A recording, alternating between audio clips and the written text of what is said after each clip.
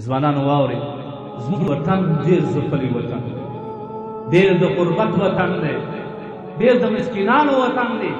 دلته موږ یتیمان لرو، دلته موږ کونډیانې لرو، دلته موږ بېوزله لرو، دلته موږ داسې زنانې لرو چې د واده په اوله یې خپل خاوند د لاس ورکړی دی.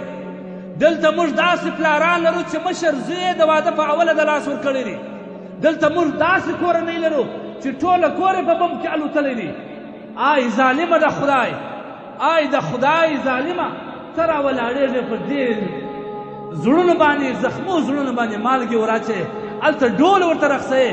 دلته ځوان په تلتکه ناسته، دلته ځوانه زنانه، باحیا زنانه توس پر ځان باندې اچولی دي. الله ته ژاړې، ای الله زما مېړه خو مړ شو، د هغې ښه په خوند باندې ودونه کوي.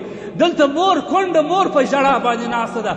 دلته هغه پلار چې ځوان زوی د لاس ورکړی دی هغه په ژړا ناست دی. ته خپله عیاشانه کوې، قسم دې مې په خدای که پر خیر باندې پېښ شي.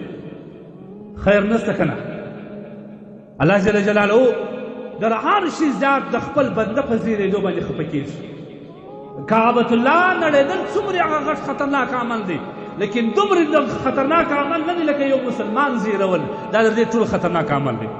د خدای بندګانانو یخ رالی، یخ رالی. دلته یتیمان ستا پوښتنه یې وکړه، دلته بېوزله ستا پوښتنه یې وکړه. هغوی پر ځان د اچولو شی نه لري، هغوی په کور کې بوټي نه لري، هغوی په کور کې اور نه لري، هغوی په کور کې دومره شی نه لري چې ځان ورباندې ګرم کړي. تا خو کور ته، تا خو بیټک د ریا دپاره، د نامه دپاره په 80,000 لپاره یوه غنګټۍ راوړې ده. دلته ستا و څنګ ته یتیم ناست دی، دلته ستا و څنګ ته کونډه ده، دلته ستا و څنګ ته بوره مور پاته ده، دلته ستا و څنګ ته یتیم غریب دی، هغه ناست دی، هغه د یخه سره کابي. داسې حال هم په افغانستان کې دا اوس وړمه ورځ په نیټ باندې پورته سوی یو، یوه زنانه د یخ نه مړه سوې ده. د خدای لپاره مؤمنانو د مال څه لپاره دی؟ مال د الله د رازده کولو لپاره دی. د امسایه پوښتنه به ته خپله کوې، امسایه به خپل دونه مجبور کوي چې ستا کور ته راسي.